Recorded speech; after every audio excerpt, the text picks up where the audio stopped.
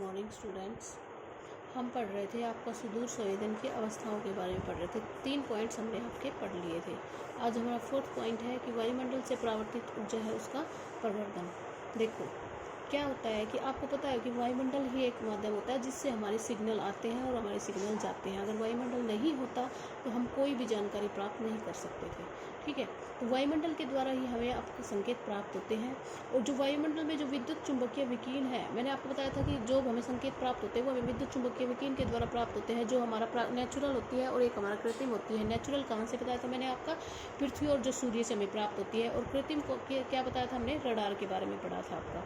तो हमें जो विद्युत चुंबकीय जो विकिरण है वो 2 प्रकार से प्रभावित होती है। एक नंबर 1 होती है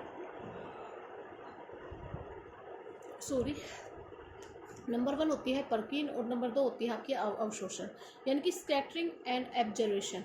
नंबर 1 तो पहले हम पढ़ेंगे किसके बारे में, परकीरण के बारे में। कि परकीरण से क्या क्या हमें पता चलता है, स्कैटरिंग से हमें क्या क्या पता चलता है।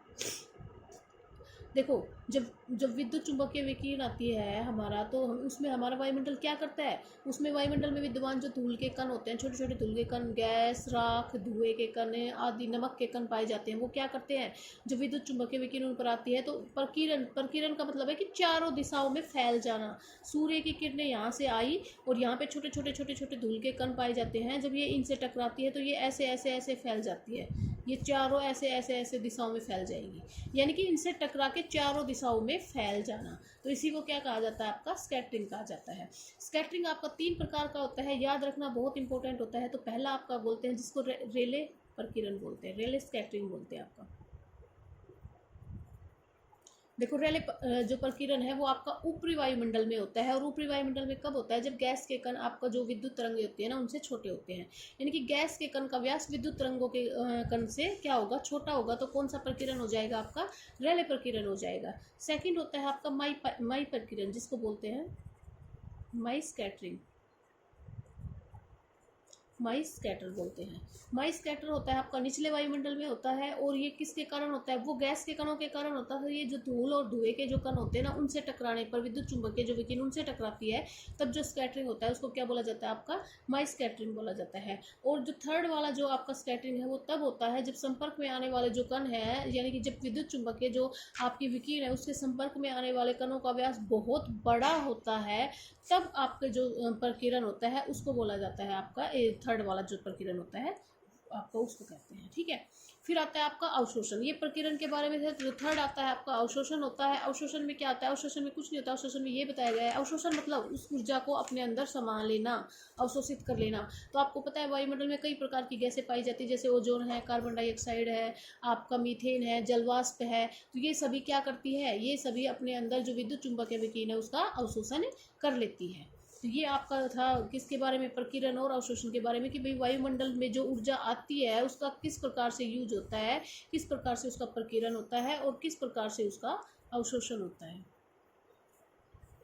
तो ये था इन दोनों के बारे में। 5th जो हमारा पॉइंट बनता है वो है आपका जो सेंसर हैं, संवेदक हैं जो हमारे, उनके माध्यम से परावर्तित जो ऊर्जा है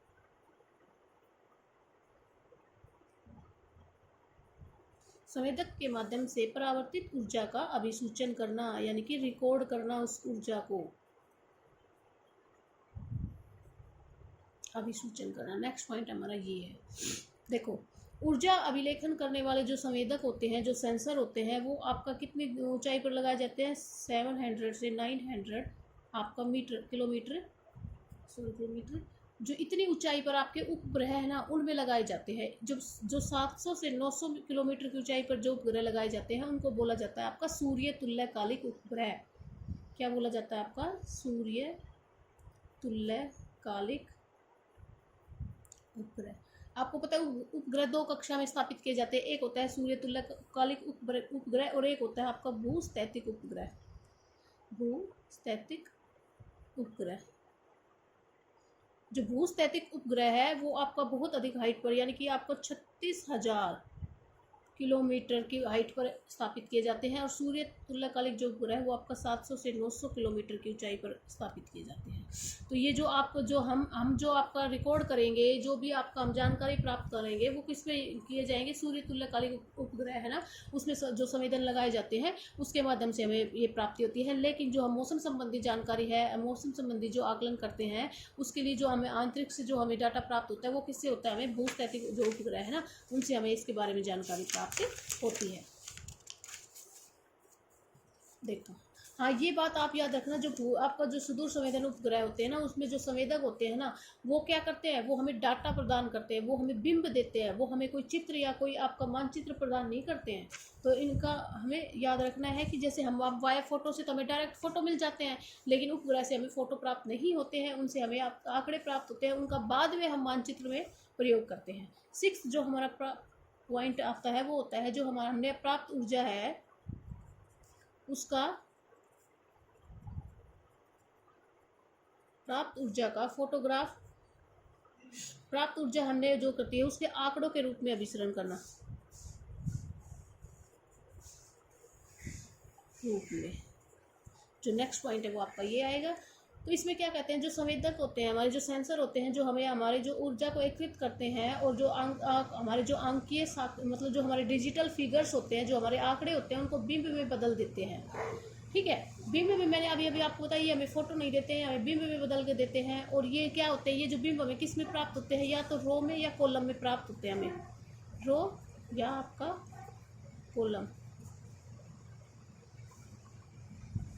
में हमें प्राप्त होते हैं। और इन्हीं कॉलम के अनुसार हम इनको व्यवस्थित करते हैं और इन्हीं के आधार पर हम क्या करते हैं, पृथ्वी के बारे में जानकारी प्राप्त कर लेते हैं।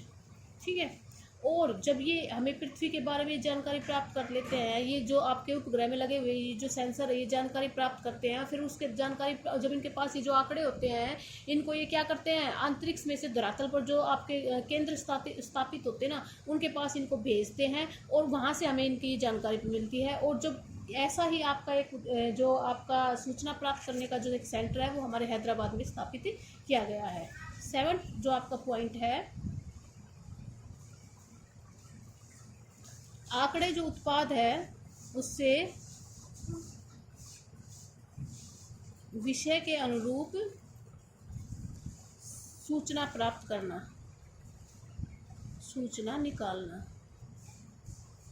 ठीक है, विषय के अनुसार सूचना, धरातल पर जो स्थित सूचना प्राप्ति हमारे जो केंद्र होते हैं उनसे हमें बिंब मिलते हैं, बिंब प्राप्त करते हैं, उससे आंकड़े हमें मिलते हैं। और उन आंकड़ों में जो त्रुटियां होती है उनको दूर करके, उनको शुद्ध करके, उनकी व्याख्या करके हम उनके बारे में क्या करते हैं, अलग अलग विषय के अलग अलग उनको कैटेगरी में बांटकर अलग अलग विषय के रूप में उनके हम जानकारी निकालते हैं।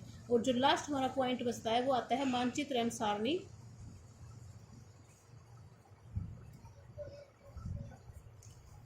सारणी के रूप में जो हमारे आंकड़े हैं, आंकड़े और